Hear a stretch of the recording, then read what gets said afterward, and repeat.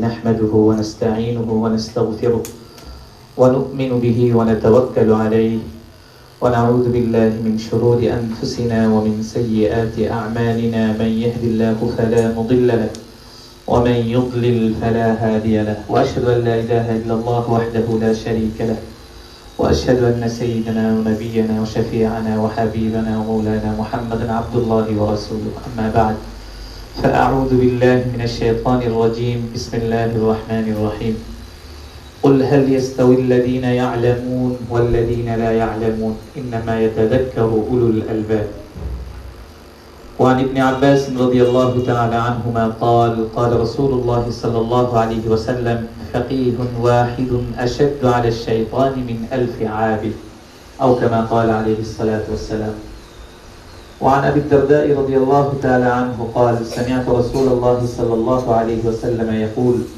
إن الملائكة لا تضع أجنحتها رضا لطالب العلم رواه أبو داود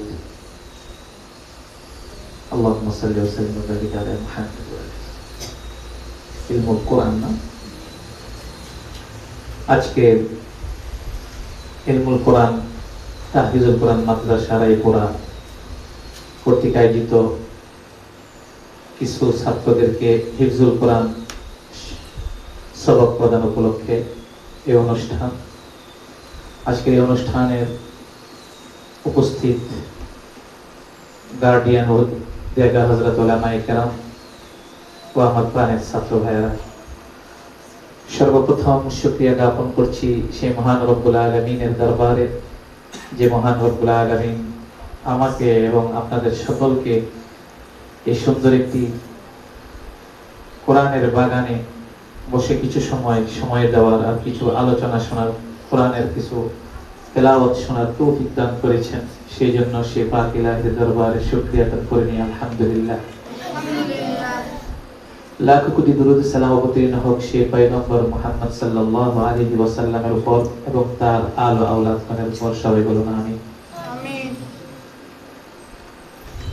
আল্লাহ পাক কোরআনে কারীমের মধ্যে ইরশাদ করেন কুল হাল ইয়াস্তাউল লাযীনা ইয়ালামুন ওয়াল লাযীনা লা ইয়ালামুন, হে নবী আপনি বলে দিন যারা জানে আর যারা জানে না তারা কি নয়, সমান নয়। যারা জানে আর যারা জানে না তারা কি সমান? যারা আলেম আর যারা মূর্খ সাধারণ মানুষ তারাও কি সমান? কখনো সমান নয়।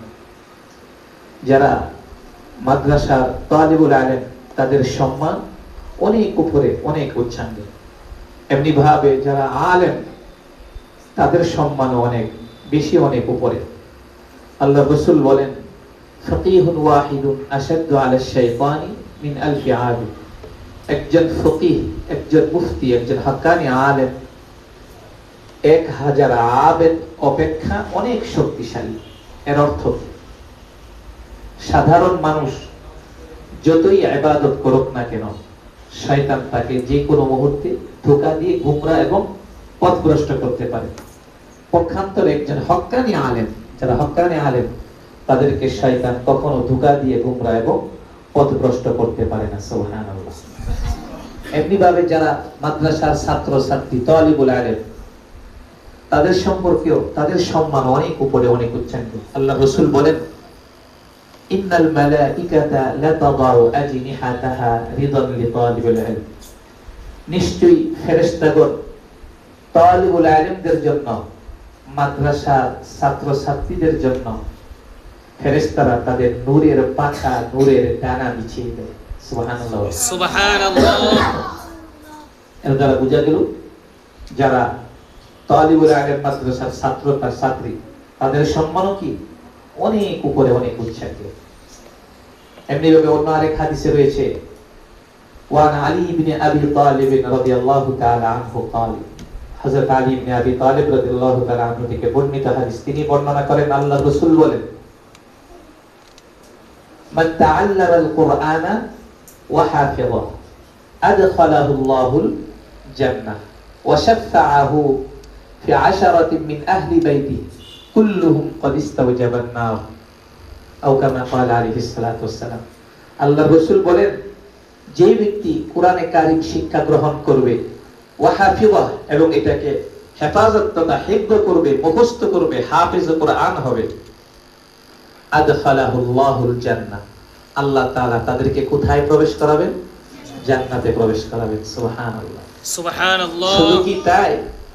একজন হাফেজ কোরআনে সে তো নিজেই জান্নাতে প্রবেশ করবে এবং তাকেও আবার কি ক্ষমতা দেওয়া হচ্ছে, ওয়াশাফাআহু ফি আশারাতিন মিন আহলি বাইতি কুল্লুহুম ক্বাদ ইস্তাওজাবান নার। সুবহানাল্লাহ সুবহানাল্লাহ।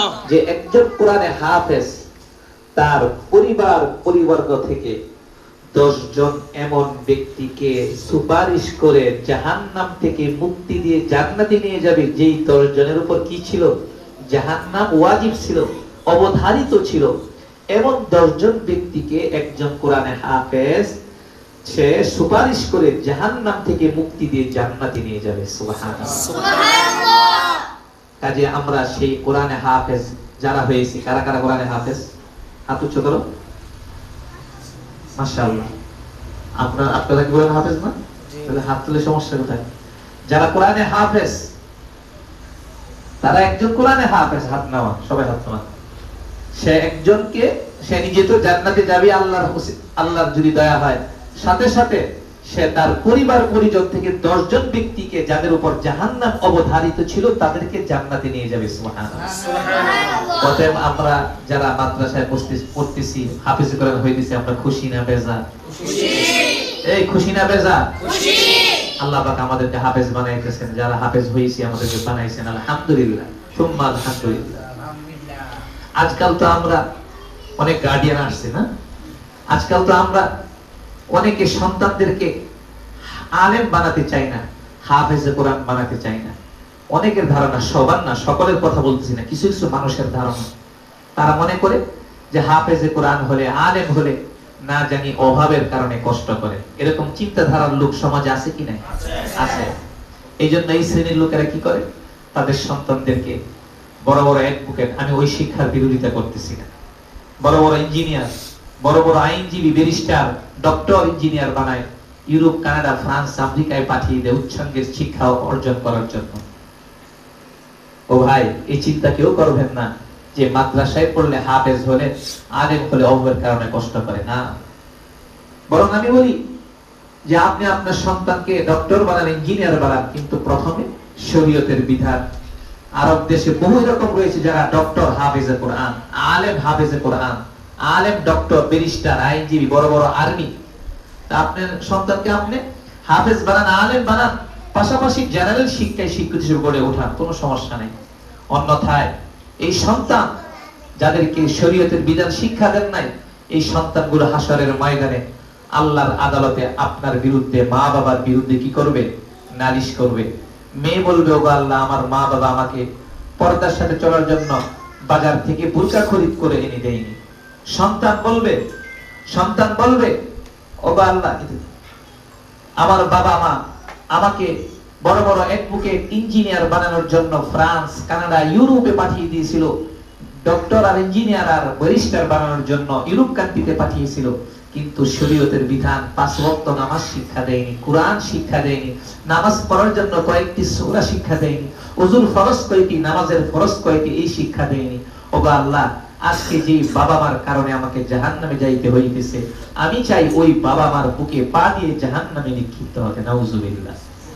আপনার সন্তান আপনার বিরুদ্ধে নালিশ করবে। অতএব আপনি যাদের একের অধিক সন্তান আছে, একটি সন্তানকে হাফেজে কোরআন বানান, আলেম বানান। সবার কি একটি সন্তান? কারো 2টি 4টি, একটি সন্তানকে হাফেজ, আলেম বানান।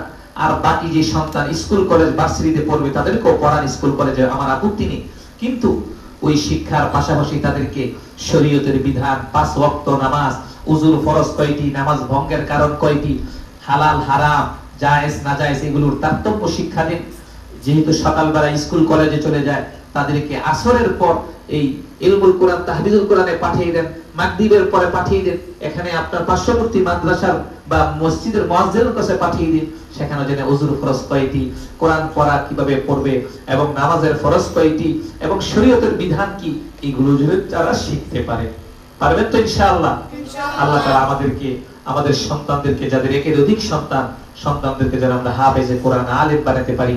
আর যারা সন্তান, যাদের সন্তানগুলো স্কুল কলেজে পড়ে, ওই শিক্ষার পাশাপাশি শরীয়তের বিধান, 5 ওয়াক্ত নামাজ, ওযুর ফরজ, নামাজের ফরজ, নামাজ পড়ার জন্য কয়েকটি সূরা, কোরআন তেলাওয়াতের শিক্ষা তাদেরকে প্রদান করুন। তাহলে আপনি আল্লাহর আদালত থেকে বাঁচতে পারবেন। অন্যথায় মুসলমান ভাইয়েরা আমার, আল্লাহর আদালত থেকে কোনো গার্ডিয়ান, কোনো বাপ মা বাঁচতে পারবে না, ঠিক কিনা? আল্লাহ পাক আমাদেরকে, আমাদের সন্তানদেরকে কোরআনের শিক্ষায় শিক্ষিত হিসেবে গড়ে তোলার তৌফিক দান করুন। হাফেজ কোরআন আলেম বানানোর তৌফিক দান করুন। স্কুল কলেজে যারা পড়বে তার পাশাপাশি তাদেরকে হাফেজ কোরআন বা শরীয়তের বিধানগুলো কমপক্ষে শিক্ষা দেওয়ার তৌফিক দান করুন। نفعني الله وإياكم بالقرآن الكريم وبسنة نبي الكريم صلى الله عليه وسلم. أقول قولي هذا وأستغفر الله لي ولكم.